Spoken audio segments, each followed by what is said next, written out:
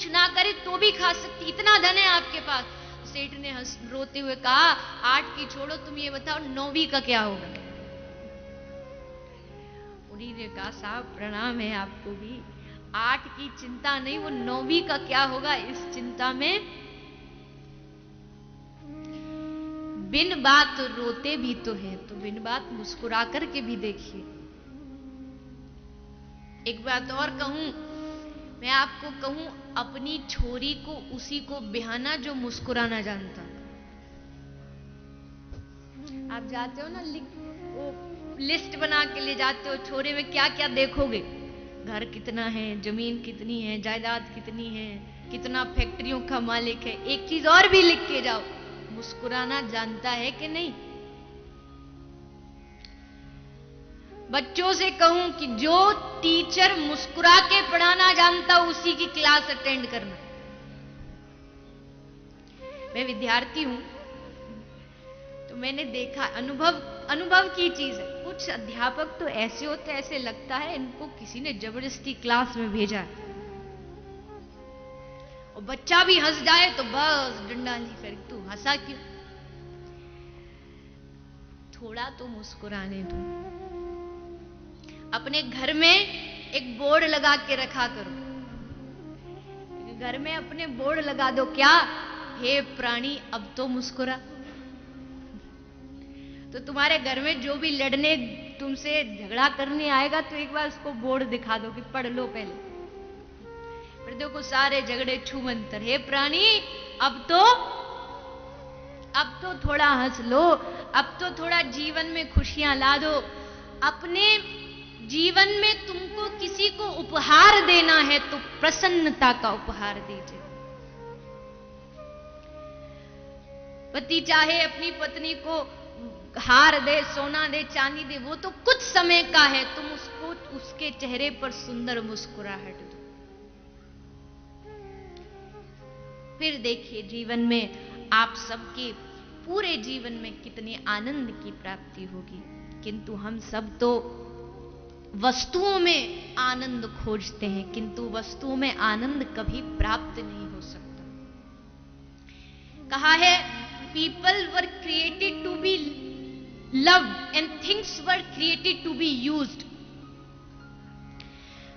but धीरे धीरे समय चेंज हुआ, सब लोगों के मन में अलग अलग चीजें भरने लगी, सबके मन में झगड़े भरने लगे। क्यों?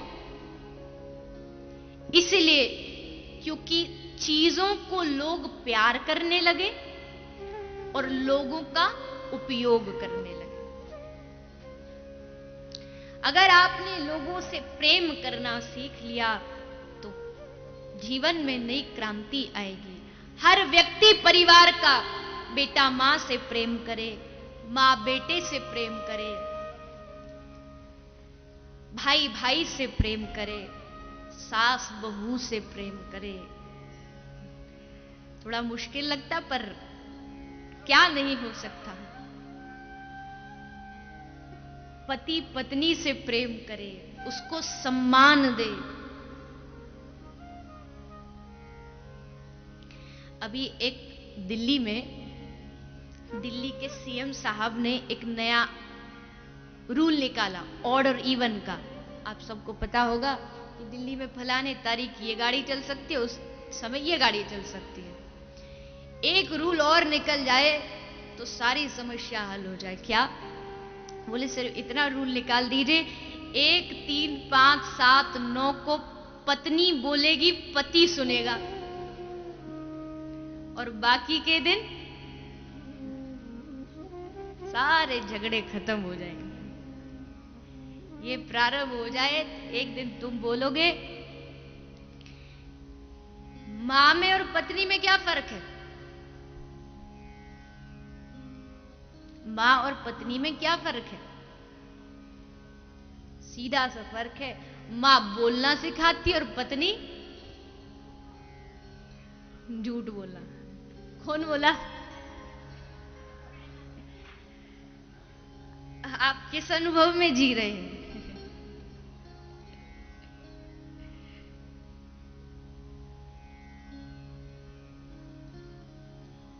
थोड़ा एक एक पत्नी का जन्मदिन था, तो पति आया, तो पति ने कहा कि चलो मैं तुम्हें घूमने घुमाने लेके जाऊं। तो पत्नी ने कहा कि कहाँ लेके जाओगे? पति बोला जहां तुम कहो, चलो कानपुर घुमा लाएं। बोलती नहीं नहीं, वो तो हमारा देखा हुआ, कोई नई जगह दिखाओ।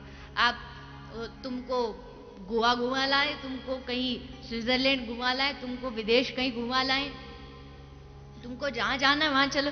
तो बोली कोई ऐसी जगह लेके जाओ जहां तक आज तक मैं गई नहीं हूं। पति ने हाथ पकड़ा, बोले चल किचन में।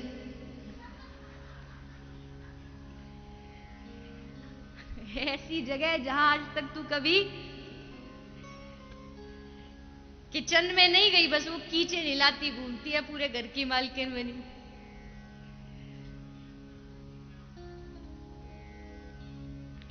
आज के समय में आवश्यकता है कि आपस में प्रेम बढ़े, आपस में सम्मान बढ़े। जब तक एक रिश्ता दूसरे रिश्ते को सम्मान नहीं देगा, तब तक कोई भी रिश्ता सफल नहीं हो सकता, चाहे वो किसी का भी हो, माता पिता का हो, भले वो बेटा बेटी का हो, भले वो सास बहू का हो। क्योंकि कथा, ध्यान रखिएगा, कथा ज्ञान देती है, भक्ति देती है, वैराग्य भी देती है। कथा घर तोड़ना नहीं सिखाती, घर छोड़ना नहीं सिखाती, कथा घर को जोड़ना सिखाती है। कथा वेश बदलना नहीं सिखाती, कथा तुम्हारी वाणी को बदलना सिखाती है। और जिस दिन वाणी बदल जाएगी, उस दिन तुम्हारा स्वभाव अपने आप बदल जाएगा।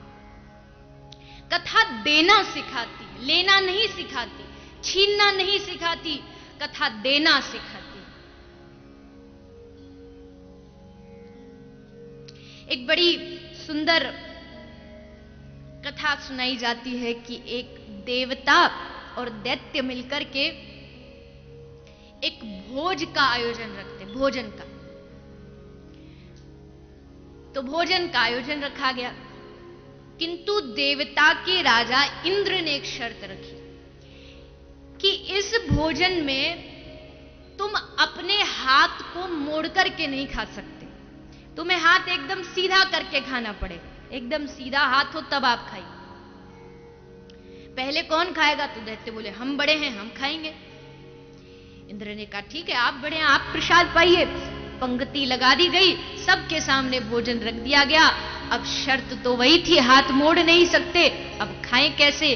सब वो प्रसाद उठाते हैं, भोजन उठाते हैं। अब कोई इधर डाल रहा है, कोई इधर डाल रहा है, किसी का हाथ कहीं जा रहा है, मोड़ नहीं सकते हैं। इसलिए दैत्यों ने सारा जो भोजन है वो जमीन पर गिरा दिया, सब बर्बाद हो। अब देवताओं की बारी है। देवताओं से कहा कि आप प्रसाद पाइए। तो देवताओं को भी शर्त तो पता है, हाथ मोड़ नहीं सकते। इसलिए उन्होंने क्या किया, एक पंक्ति नहीं 2 पंक्ति लगाई। एक इस तरफ बैठ गए, एक दूसरी तरफ बैठ गए। उसने अपने हाथ से उसको खिला दिया और उसने उस हाथ से इसको खिला दिया। याद रखना, देने की प्रकृति ही हमें देवता बनाती। जिसके अंदर देने की प्रकृति ना हो, उसका जो जीवन है वो दैत्य के जैसा है। क्यों? क्योंकि देने के द्वारा ही तुम अपने आप को देवता बना सकते हो। बहुत आसान है जमीन पर बड़े महलों को बनाना, कोई भी बना सकता है, चंद पैसों में बन जाए। आसान है जमीन पर महलों को बनाना, लेकिन दिल में जगह बनाने में जिंदगियां गुजर जाया करती। दिल में जगह बनानी हो, दिल में किसी के स्थान बना के जाओ तो पता चले कि हां, वास्तविकता ने आपने जीवन जिया। देने की प्रकृति आपको महान बनाती। इस देश के राष्ट्रपिता मोहनदास करमचंद गांधी, महात्मा गांधी और जवाहरलाल नेहरू और कुछ ब्रिटिश के ऑफिसर एक गाड़ी में बैठ के जा रहे थे, रथ में बैठ के जा रहे थे। उस समय की जो लकड़ी की होती थी, तो बापू का जीवन बड़ा साधारण था, आप सब जानते, धोती लंगोटी पहनते, चश्मा लगाते, साधारण चप्पल पहनते। तो जब वो जा रहे थे तो अचानक वो गाड़ी से, बैलगाड़ी से, उनका रथ से एक चप्पल जमीन पर गिर पड़ी। अब जैसे जमीन पर गिरी, अब सोचा कि अगर तुम रुकोगे तो देरी हो जाएगी। अब सबने सोचा बापू शायद कहेंगे कि गाड़ी रोको, हमको चप्पल लाने दो, लेकिन बापू ने गाड़ी को रोकने के लिए नहीं कहा। उन्होंने क्या किया, उन्होंने अपने पांव से दूसरी चप्पल उतार करके धरती पर डाल दी। बाद में उनसे पूछा, बापू आपने ये क्यों किया? तो बापू ने उत्तर दिया कि एक चप्पल पड़ी रहती तो ना उसके काम की ना मेरे काम की, अब चप्पल वहां डाल दी तो मेरे देश का कोई गरीब जब उसको ये चप्पल प्राप्त होगी तो वो दिन उसके लिए बड़ी खुशी का दिन हो, उसके जीवन में खुशी आए, इसलिए मैंने वो दूसरी चप्पल भी वहां डाल दी। इस महानता से ही व्यक्ति महान बनता है, इस महानता से ही व्यक्ति महान बन सकता है। इसलिए आज इस भागवत से हम सबको बांटना सीखना है, दूसरों के जीवन में खुशी देना सीखना है।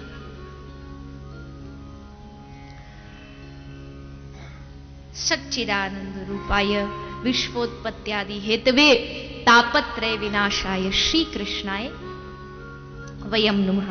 अब कथा का कुछ समय शेष बचा है, तो कथा का जो थोड़ा क्रम है महात्म्य का उसको भी निभा लें, क्योंकि क्रम अनुसार श्रीमद् भागवत की चर्चा, उसका महत्व आप हम सब श्रवण पान करते हुए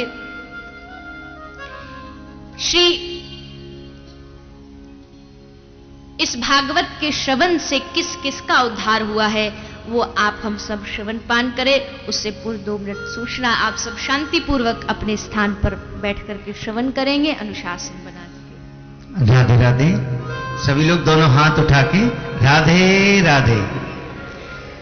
आप सभी का मैं पुनः बहुत बहुत स्वागत, सम्मान, वंदन, अभिनंदन करता हूं। कानपुर उत्तर प्रदेश की पवित्र धरा पर, चाहे वो पंडाल में विराजित सभी श्रद्धालु भक्तजन हो या जो आस्था टेलीविजन चैनल के माध्यम से संपूर्ण विश्व से इस पावन कथा का रसास्वादन कर रहे हैं। ऐसी पावन कथा जो समर्पित है बीमार, असहाय, लाचार, बेबस गौवंश के लिए, उनकी सेवा में, उनकी चिकित्सा में समर्पित ये पावन कथा जिसका आप सभी रसास्वादन कर रहे हैं।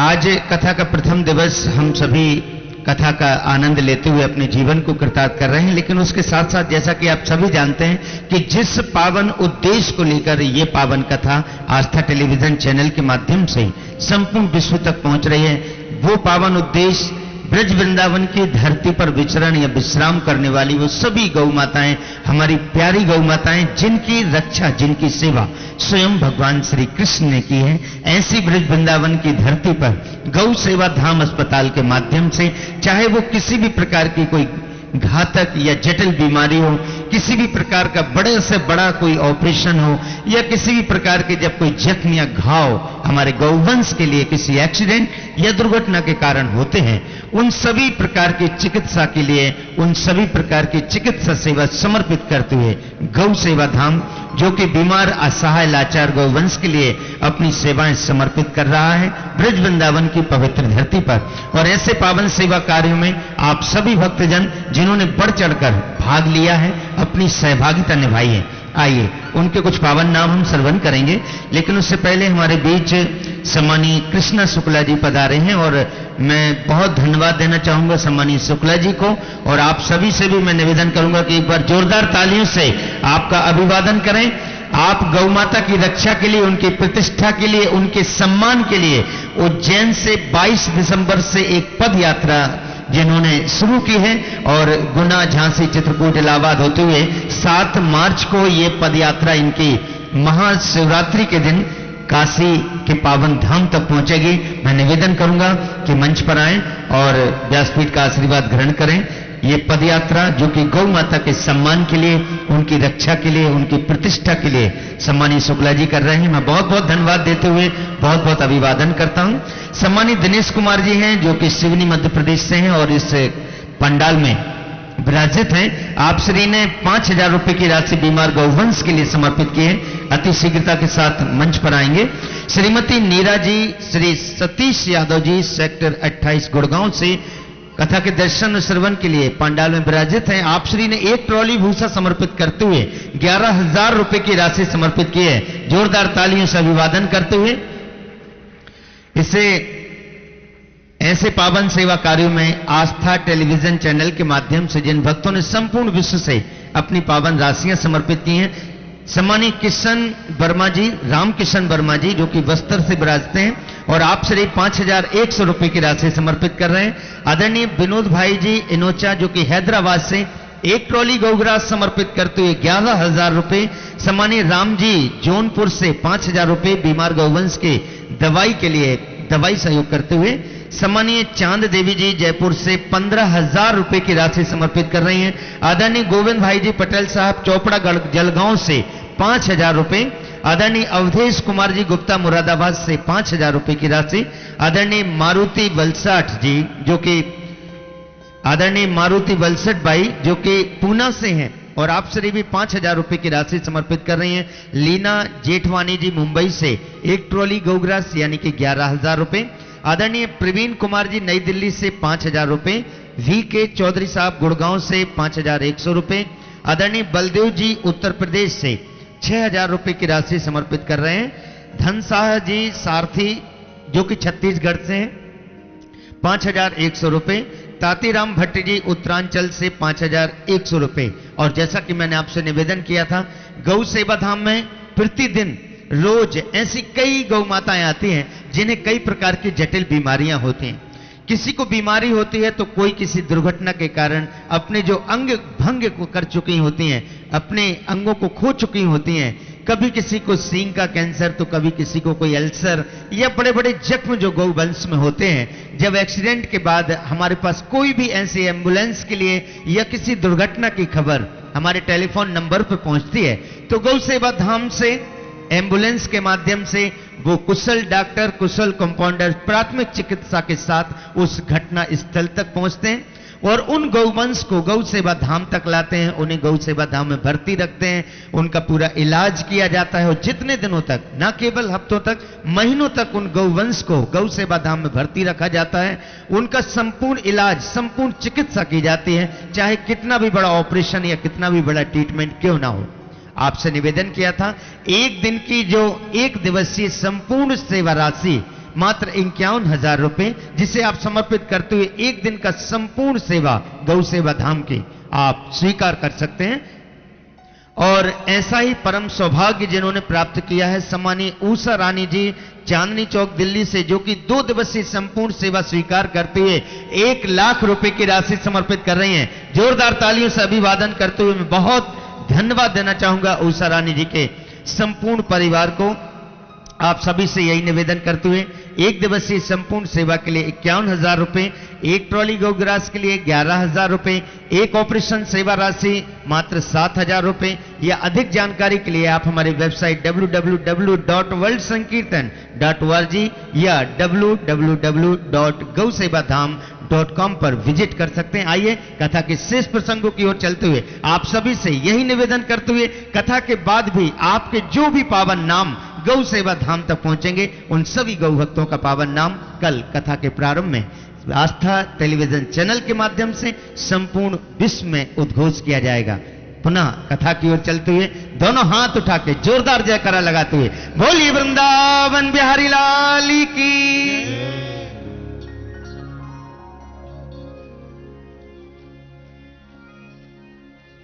आइए सभी पुनः भगवान की दिव्य कथा में अग्रसर होते हुए श्री सूत जी के द्वारा इस दिव्य कथा को नैमिषारण्य तीर्थ में श्रवण किया जा रहा है। नैमिषे निमिषेत्रे ऋषय सोनकादयः सत्रम स्वर्गाय लोकाय सहस्त्र सममासतः। 88,000 ऋषि वहां बैठे हैं। श्री सूत जी पधारे हैं, सबने ऊंचा सिंहासन दिया। अज्ञान ध्वांत विध्वंस कोटि सूर्य समप्रभा। हे प्रभु, आपका ज्ञान हमारे करोड़ों हमारे अंधकार को दूर करने वाला है। आप हम पर ऐसी कृपा करो, ऐसी कोई कथा सुनाओ जिससे भक्ति, ज्ञान और वैराग्य की सहज में प्राप्ति हो सके। तब श्री सूत जी ने 88,000 ऋषियों को इस दिव्य श्रीमद् भागवत को सुनाना प्रारंभ किया। सूत जी ने वर्णन किया, हे राजन, हे ऋषियों, ये वो कथा है जिसको श्रवण करने के लिए देवता भी तरसते हैं, जिनको देवताओं को भी जो कथा प्राप्त न हो सकती हो, वो कथा हमें प्राप्त हो रही है। श्री सुखदेव जी जब पधारे हैं कथा श्रवण के लिए, तो देवता वहां अमृत का कलश लेके आए। महाराज, आप ये अमृत परीक्षित को पिला दो और आप हम सबको चल के स्वर्ग में भागवत सुना दो। लोभ दे रहे हैं, लालच दे रहे हैं। अरे महाराज, कब तक पेड़ के नीचे बैठ के कथा सुनाओगे? कुछ अपना स्टैंडर्ड बढ़ाइए। कथाओं में भी स्टैंडर्ड होता है। बोले महाराज, आप पेड़ के नीचे सुनाते रहो, जिंदगी भर क्या मिलने वाला? देवताओं के यहां चलिए, ऊंची सोने के सिंहासन पर बैठिए, तो लोग कहेंगे कि महाराज ये कोई साधारण वक्ता नहीं, देवताओं के वक्ता हैं। सुखदेव जी ने हंसते हुए कहा, अरे अज्ञान देवताओं, क्व सुधा क्व कथा लोके क्व कांचः क्व मनिर्महान। कहां हीरा और कहां कांच, कहां तुम्हारा तुच्छ अमृत और कहां मेरा कथा अमृत। भला इसकी कोई बराबरी कर सकता है?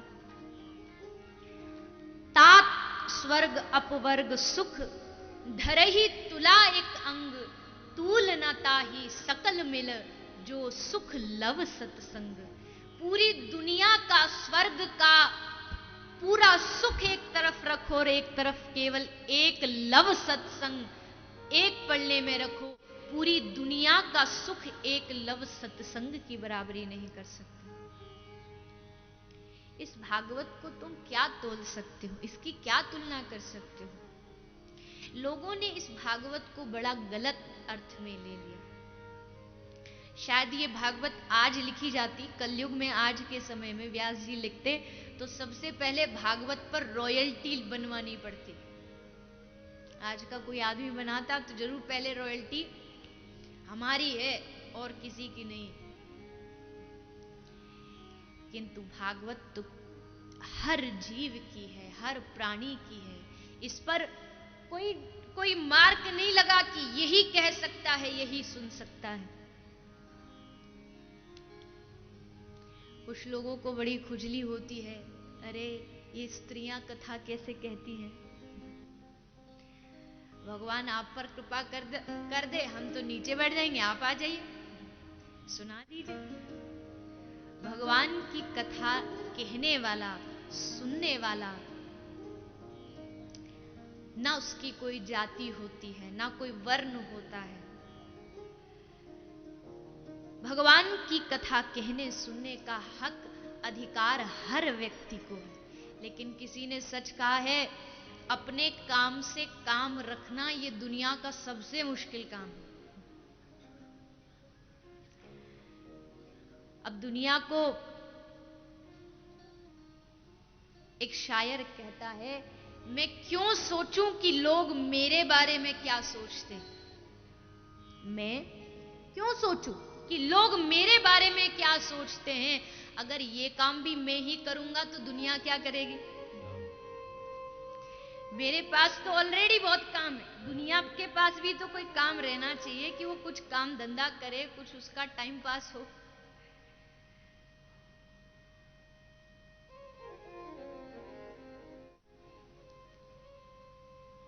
भगवान की कथा की कोई जाति, कोई स्थान, कोई स्टैंडर्ड नहीं होता। भगवान की कथा में प्रेम होना चाहिए। और ये बात आप ध्यान रखिएगा, भगवान की कथा जो करता है ना, वो कथा को नहीं चुनता है, कथा उसको चुनती है। वो उसका वर्ण नहीं करता है, कथा उसका वर्ण करती है। अन्यथा हमारी और आपकी क्या हैसियत है कि इस व्यासपीठ पर कोई बैठ सके। कथा उसको चुनती है, वो कथा को नहीं चुन सकता है।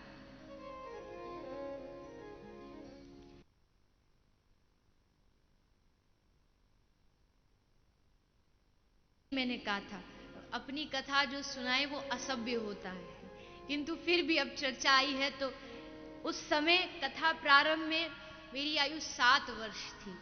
तो कई बार लोग आके, कुछ प्रेस वाले भाई आते हैं या कोई साधारण व्यक्ति आता है तो पूछते हैं कि 7 वर्ष की उम्र में कैसे भागवत को, लोग थोड़े बड़े होते हैं, पढ़ते हैं, फिर चुनते हैं कि हमको इस रास्ते पर जाना है, मुझे डॉक्टर बनना है, इंजीनियर बनना है।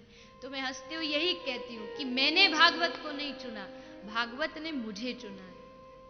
अगर हमारा चुनाव निर्णय हमारे हाथ में होता तो हम तो क्या क्या कर सकते थे।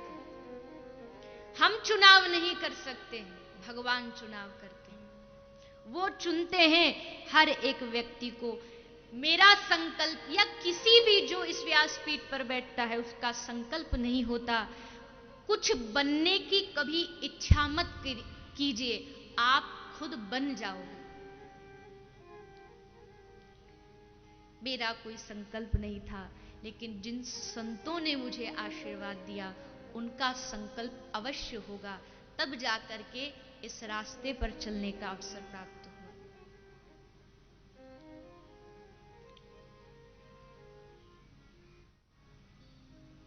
भगवान की कृपा हो गई। एक कहते हैं ना, तुलसीदास जी ने कहा कि कहां हम जैसे गधों को हाथी पर बिठा दिया। तुलसीदास जी ने कहा है रामचरितमानस में, कहां हम जैसे साधारण लोगों को प्रभु ने कहां से कहां बिठा दिया। क्योंकि जब तक बिका न था कोई पूछता न था, जब तक बिका न था कोई पूछता न था, लेकिन तूने खरीद कर हे कान्हा मुझे अनमोल कर दिया। आप हम सब अनमोल हो गए क्योंकि उसकी आशीर्वाद और उनकी कथा का आशीर्वाद हमें प्राप्त हो गया। अन्यथा हमारी क्या। कई लोग तो कथा में आते हैं, कुछ उद्बोधन देते हैं तो बड़ी बड़ी उपाधियां दे देते हैं, भागवत भूषण और फलाना विभूषण।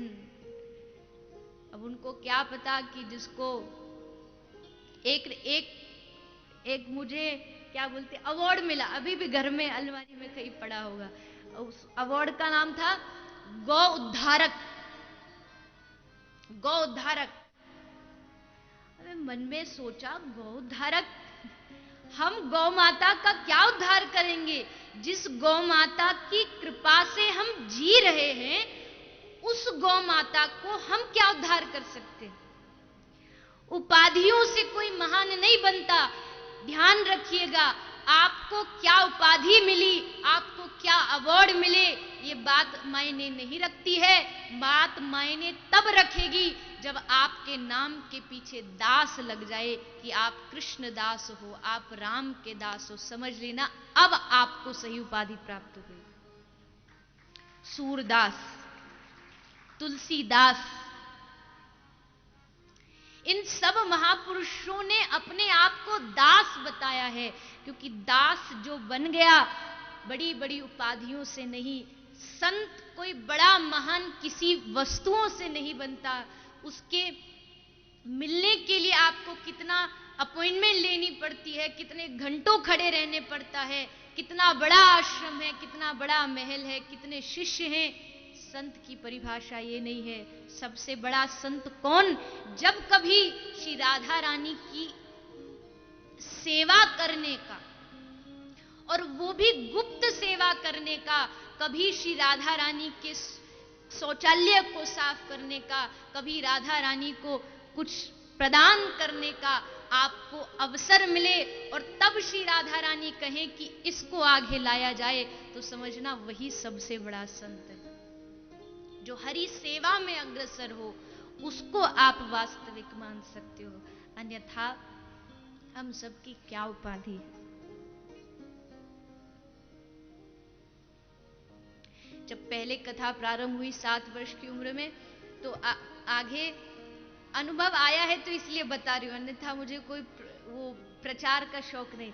तो आगे एक बड़ा सा कीबोर्ड रखा होता था, जैसे हमारे भैया बजाते हैं, इनका थोड़ा हाई मॉडल है, हम थोड़े छोटे लोग थे तो छोटा रखते थे, तो वो आगे रखा रहता है। तो 7 वर्ष की उम्र थी तो बजाने के लिए होता है, तो लोगों ने क्या कहा, जरूर ये कंप्यूटर है, इसमें कुछ आगे लिखा हुआ आता ही पढ़ पढ़ के बोलते। चलो उसको हटा दिया गया कि भैया शायद कुछ लोगों के मन में अनुभव आए। फिर एक कुछ ऐसा प्रभु की इच्छा हुई कि मैंने सर पर एक सफेद कुछ बांधना प्रारंभ किया मुख पर, तो लोगों ने कहा जरूर कान में मशीन लगी है। यहां से सुना और फिर बोल दिया, मुश्किल से वो कांड भी हटा। लोग न जाने क्या क्या चीजें मन में बना लेते हैं। अभी कुछ लोगों को पता नहीं, एक काउंटर होता है, देखिए ये छोटा सा काउंटर होता है, इसको आपने बहुत लोगों के हाथ में देखा होगा। वो कभी कभी जब के लिए काम आता है, तो क्या करते, जरूर बीपी की मशीन है, कुछ पता नहीं, लेकिन शंकाओं में जीते रहते हैं, संदेह में जीते रहते हैं। मैं आप सबसे प्रार्थना करूं कि हम सब इस कथा का उद्देश्य आपका भी और हमारा भी केवल और केवल भगवान के प्रेम की प्राप्ति है, गौ माता की सेवा है। इसके अलावा ना आपका कोई उद्देश्य है, ना हमारा कोई उद्देश्य है। भागवत को कृपया चीजों से न तोलो। हम भागवत को क्या दे सकते हैं? जिस भागवत ने हमको सब कुछ दिया है, क्या हम उस भागवत को पैसे से तोल सकते हैं? मां का दूध तुम पी सकते हो, उसकी बिक्री नहीं कर सकते हो।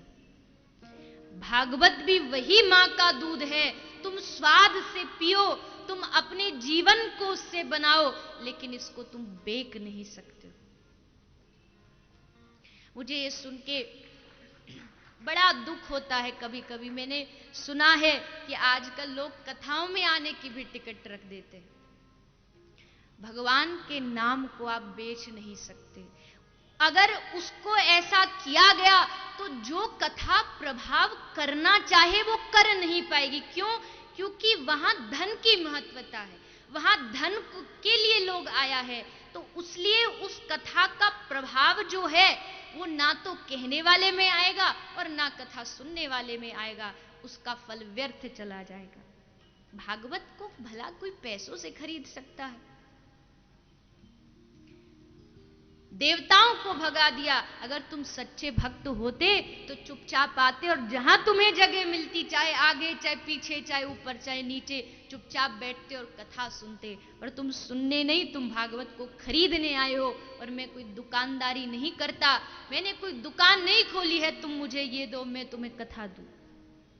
ये दुकानदारी नहीं है, ये तो निस्वार्थ प्रेम होना चाहिए। क्योंकि निस्वार्थ प्रेम वाला आदमी ही भगवान को प्राप्त कर सकता है। लिख लीजिएगा, निस्वार्थ मन वाला व्यक्ति ही भगवान को प्राप्त कर सकता है।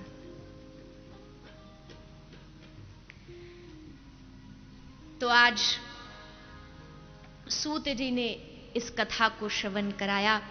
आगे महात्मा को श्रवण कराते हुए सूत जी ने वर्णन किया, श्रीधाम वृंदावन में एक बार नारद जी घूम रहे हैं। तभी देवी भक्ति नारद जी से प्रार्थना करती है, भो भो साधु क्षणम तिष्ठ मत चिंता मपि नाशय दर्शनम तव लोकस्य सर्वथा अगहरम परम। देवी भक्ति प्रार्थना कर रही है, मेरे ज्ञान और वैराग नाम के पुत्र जो मूर्छित अवस्था में है, आप कुछ करिए और इस मूर्छित अवस्था को दूर कीजिए। तब श्री नारद जी ने देवी भक्ति के लिए कुछ उपाय किए हैं। यहां प्रश्न किया गया, भक्ति क्या है? भजन का मतलब क्या है? लोग पूछें कि भजन का मतलब क्या चंदन लगाना है, क्या माला करना है, क्या वेश बदलना है? हां, ये सब भी एक उपाय है, ये सब भी एक लक्षण है, इसमें कोई अतिशयोक्ति नहीं है। किंतु भक्ति का वास्तविक लक्षण है वाणी गुणानुकथने श्रवणो कथायाम। हर एक इंद्रियों से भगवान को चाहना, वाणी से उनके गुणों को गाना, कान से श्रवणो कथायाम, हाथ से उनकी सेवा करना, मन से उसको भजना, चरणों से उसकी परिक्रमा करना, उसके मंदिर तक जाना, सत्संग तक जाना। यानी हर इंद्रियों से जो किया जाए, हर इंद्रियों से जब भगवान को प्रेम किया जाए, उसका नाम भक्ति। एक समय आता है, एक तो वो समय है जब आप माला लेके बैठते हो तभी आपको भगवान की याद आती है, और एक भक्ति का वो समय है जब आप किसी से बात करो, कहीं भी जाओ, तब आपके जिह्वा पर केवल भगवान का नाम हो। श्वास श्वास पर नाम रट, वृथा श्वास मत ले। गोपी जा रही है वृंदावन में माखन बेचने, चिल्ला रही है माखन ले लो, माखन ले लो, माखन ले लो, पर हृदय में कृष्ण है, गोविंद है, इसलिए माखन ले लो, माखन ले लो की जगह चिल्ला रही है, अरे कोई माधव ले लो, कोई माधव ले लो, कोई कृष्ण ले लो, कोई गोविंद ले लो। हर क्षण हर पल जब उसकी याद आए तो समझना ये भक्ति। किसी ने बड़ा सुंदर कहा है,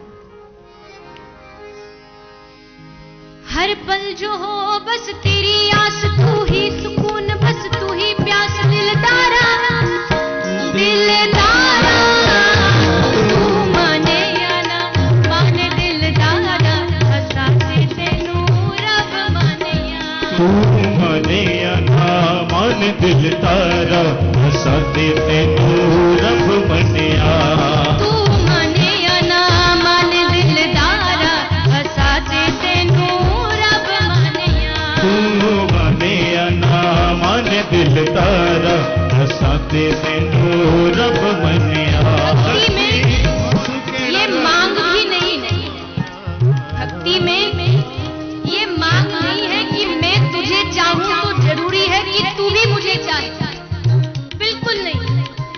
तू मुझे चाहे ना चाहे, मैं बस तुझको चाहता रहूं। किसी भक्त ने कहा,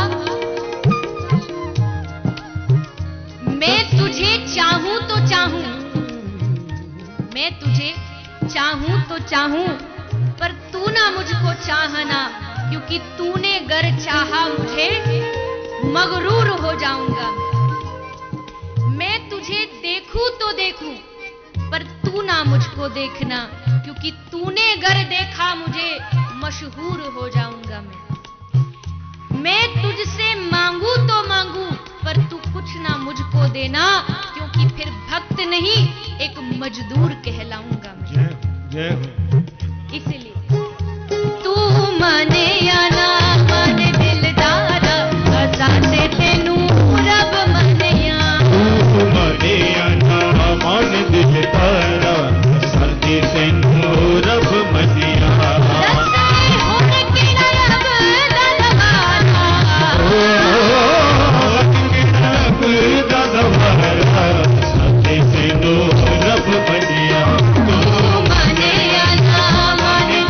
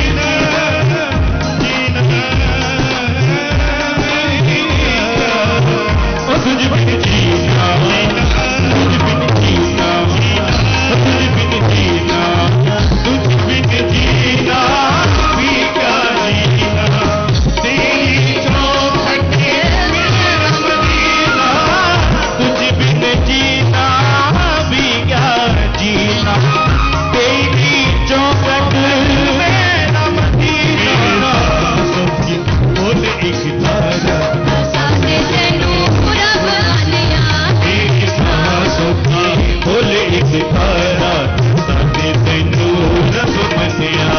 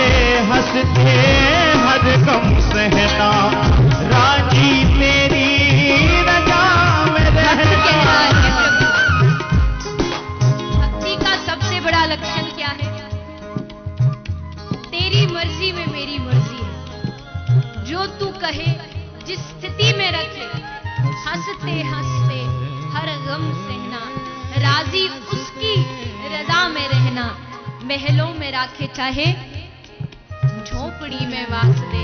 धन्यवाद निर्विवाद राम राम कही। हंसते हंसते हर गम सहना, हंसते हंसते हर गम सहना, राजी तेरी रजा में रहना। हंसते हंसते हर गम सहना, राजी तेरी रजा में रहना। तूने मुझको सिखाया है यारा, सामने से तू सब मनिया। तूने मुझको सिखाया है यारा, सामने से तू रब मनिया।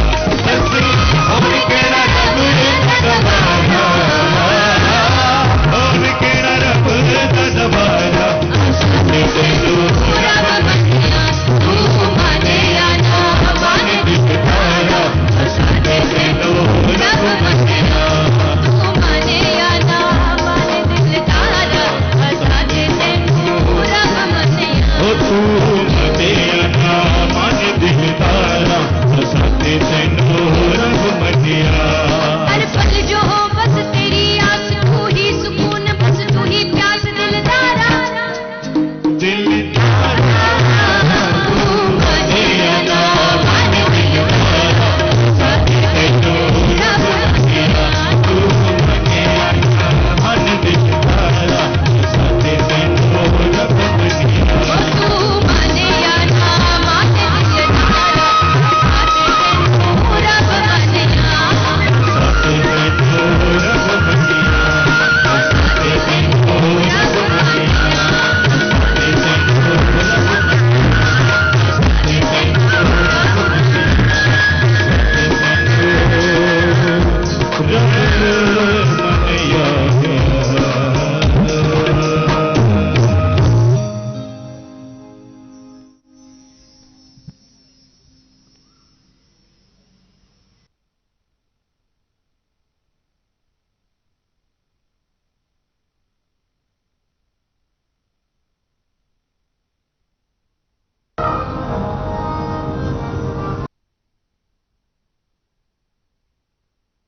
वो भजन इसलिए करता है क्योंकि उसको भजन करने में आनंद होता है। उसके बाद भगवान मिले ना मिले कोई मतलब नहीं। और गोपी तो उल्टा कहती थी कि बढ़िया है, जितना दूर रहे उतना अच्छा है, क्योंकि जितना दूर रहता है उतनी उसकी याद आती है। मिल गया तो फिर यात्रा खत्म। जब भी आपका कोई लक्ष्य है कि हमें वहां तक पहुंचना, और आप पहुंच गए तो उसके बाद कुछ भी नहीं। आप कोई पढ़ाई की, आपने ग्रेजुएशन की, फिर आगे बढ़े, आपकी लक्ष्य है पीएचडी आपने कर ली। वैसे ही जब भगवान को पाना है और पा लिया तो फिर वहां यात्रा खत्म हो जाती है। इसलिए गोपी कहती है वो प्राप्त ना हो तो अच्छा है, क्योंकि उसके पीछे याद करते करते करते करते उसको याद करने में जो मजा है वो उससे मिलने में नहीं है। विरह में आनंद की वृद्धि होती, आनंद प्रेम विरह में बढ़ता है, घटता नहीं है। तुम किसी से दूर रहो उसमें प्रेम घटेगा नहीं, उसकी याद में, उसके विरह में तुम्हारा प्रेम बढ़ता है, क्योंकि जो बढ़े वही प्रेम है। तो इसलिए भक्ति का मतलब केवल इतना मत समझिएगा। भक्ति का मतलब है हर इंद्रियों से जब उसको भजा जाए। भजन को केवल कुछ यूनिफॉर्म मत पहनाओ। भजन तो 24 घंटे आप कर सकते हैं। जिसकी जिह्वा पर भगवान नाम हो उसका भजन निरंतर चलता है। इसलिए आज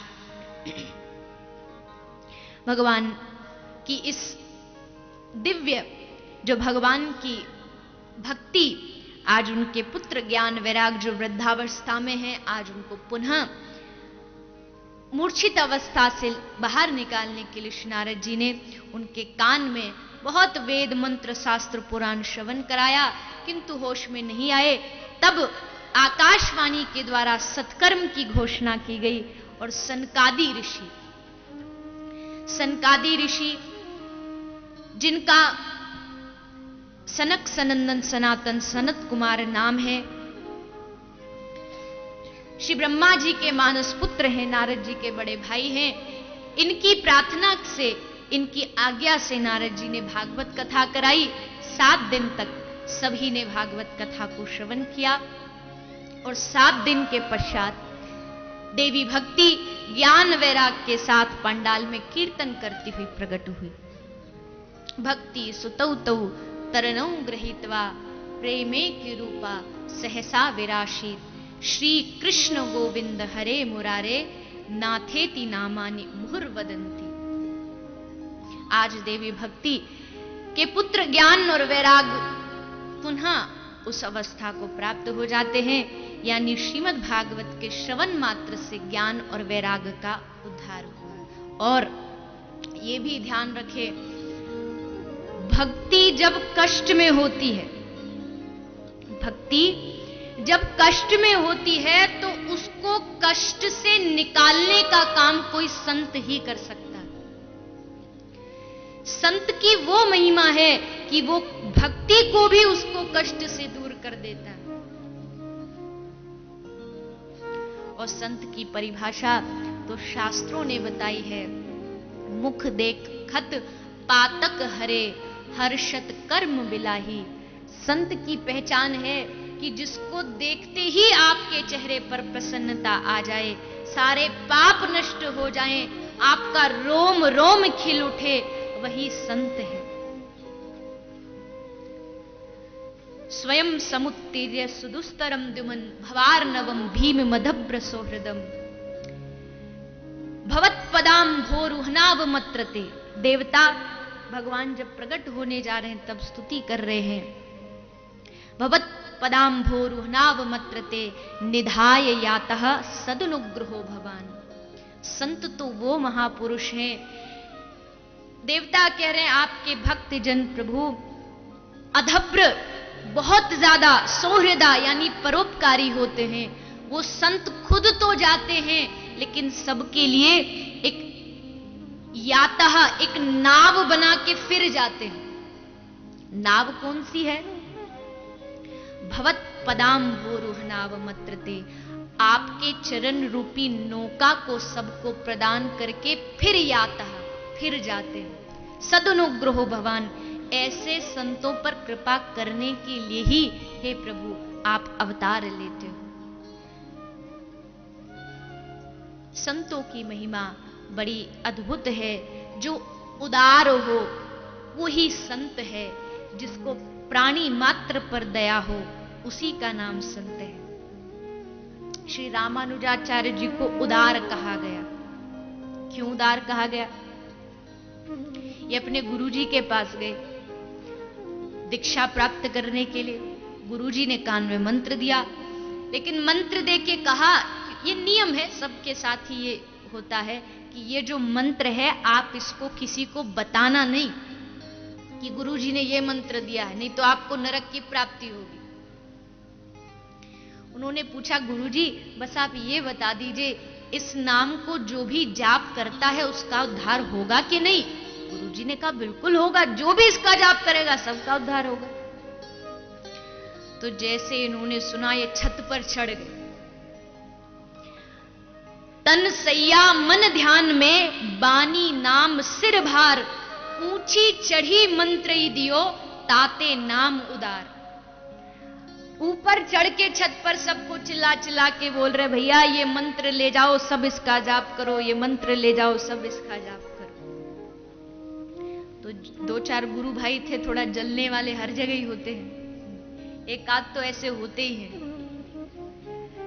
गुरुजी से उसकी शिकायत करें, उसकी शिकायत करें, गुरुजी वो आपका चेला ऐसा है, वो ऐसा है। आपको पता नहीं गुरुजी की बड़ी टांग खींचती है, गुरुजी की बड़ी टांग खींचती है। इसलिए सबसे बढ़िया वो व्यक्ति है जो गुरु चेला के झंझट से दूर रहे। सब झंझटों से बचो। किसी ने कहा, महाराज आपका वो आप उसको अपना इतना बढ़िया शिष्य बताते हो तो छत पर जाके आपका नाम जोर जोर से बोल रहा है। गुरुजी ने बुलाया, बेटा इधर आओ, तुमको कहा था कि तुम मंत्र मत बताना सबको, क्यों बताए? कहा था ना नरक का वास मिलेगा। तो रामानुजाचार्य जी ने हाथ जोड़ के कहा, महाराज मैं आपकी आज्ञा का उल्लंघन नहीं कर रहा हूं, लेकिन मैंने आपसे पूछा था क्या इस मंत्र से उद्धार हो सकता है? आपने सहमति प्रदान की। अगर इन सबको ये मंत्र देके इनका उद्धार हो जाए और मुझे नरक में जाना पड़े तो इनके उद्धार के लिए मुझे नरक में जाना स्वीकार है। इसलिए इनका नाम उदार पड़ा, ताते नाम उदार। शेषनाग जी का अवतार है भगवान श्री रामानुजाचार्य। संत बड़े दयालु होते हैं, बड़े कृपालु होते हैं। ऐसे किसी संत के चरणों को पकड़ लो। गंगा मैया से किसी ने एक बार पूछा, हे गंगा मैया, कहते हैं जो भी आप में आके स्नान करता है आप उसके सारे पापों को ले लेती हो। आप में जो आके स्नान किया आप उसके पापों को हर लेती हो, लेकिन जब लाखों करोड़ों असंख्य लोग आप में स्नान कर लें तब आपका तो पूरा जल पाप में हो चुका होता है। तब आप उस पाप को कहां देती हो? आप अपने आप को पवित्र कैसे रख पाती हो? तो गंगा मैया ने कहा, सारे पापी आके अपना पाप दे जाते हैं, लेकिन जब कोई संत कोई भक्त आके मुझ में स्नान करता है तो मेरे सारे पाप नष्ट हो जाते हैं और मैं पवित्र हो जाती हूं। गंगा को भी कोई पवित्र कर सकता है तो वो संत है, पर शर्त है सच्चे संत हो। सच्चे संत के चरण पकड़ लो, तुम पकड़ के वो तुमको भगवान के चरणों तक पहुंचा देंगे। अकेले भगवत प्राप्ति कभी नहीं हो सकती जब तक किसी संत महापुरुष के चरण नहीं पकड़ोगे। इसलिए भगवान से प्रार्थना करो, हे प्रभु हमें कोई ऐसे संत की प्राप्ति हो जो हमें भगवान के चरणों तक पहुंचा सके। सच्चा संत हो जिसके रोम रोम से संतत्व झलके, उसकी वेशभूषा, उसका स्वभाव, उसकी वाणी। संत तो आपको संत पहचानने की आवश्यकता नहीं, आप जाके किसी महापुरुष की आंखों में 2 मिनट झांक के देख लीजिए, उसकी आंख आपको बता देंगे कि वो सच्चा संत है या नहीं, सच्चा योगी है। भजन बताने से नहीं पता चलता कि तुम कितना भजन करते हो, तुम्हारा चेहरा, तुम्हारा व्यवहार बताता है कि तुम्हारा कितना भजन, तुम्हारी वाणी बताती है। इसलिए आज श्री नारद जी ने भक्ति के इस दुख को दूर किया। इसी महात्मा में एक और महात्मा का प्रसंग श्री सूत जी श्रवण कराते हैं। आत्मदेव नाम के ब्राह्मण तुंगभद्रा नदी के किनारे रहते थे। बड़े तपोनिष्ठ हैं, ब्रह्मनिष्ठ हैं, सत्यवादी हैं, भजन करते हैं, किंतु इनकी जो पत्नी है, नाम है देवी धुंधली, बड़ी कठोर हृदय है। अकेले में शांति नहीं मिलती जब तक झगड़ा ना हो जाए, थोड़ा आस पड़ोस में जब तक युद्ध ना हो जाए तो मन नहीं लगता, क्योंकि कुछ तो चाहिए, कुछ तो होना चाहिए नया रोज।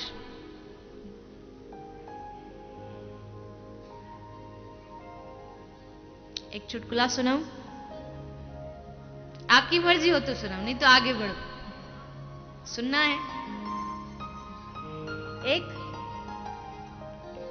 पति अपनी पत्नी के लिए बड़े प्रेम से कमल का एक फूल लेके आया,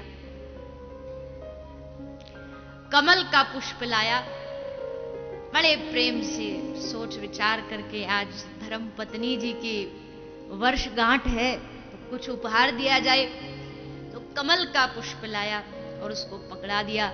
जैसे पकड़ाया तो पत्नी ने एक जोरदार, उसने कहा ये क्या किया? पत्नी ने कहा कुछ नहीं, आपने मुझे बीजेपी का दिया,